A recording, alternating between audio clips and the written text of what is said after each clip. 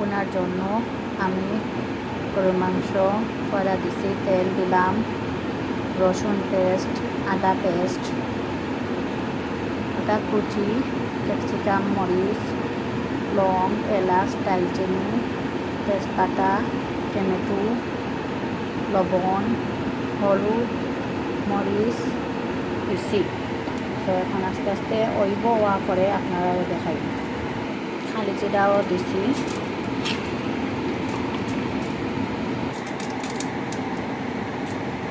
সরিষা তেলের তেল।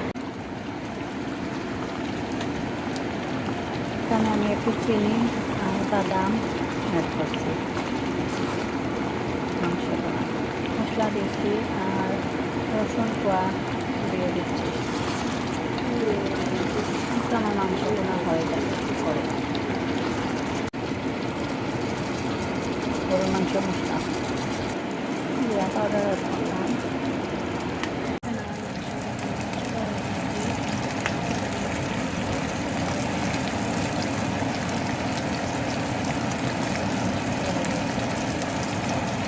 গরুর মাংসটা নামিয়ে নিয়ে একটি গরুর মাংসটা হয়ে গেছে।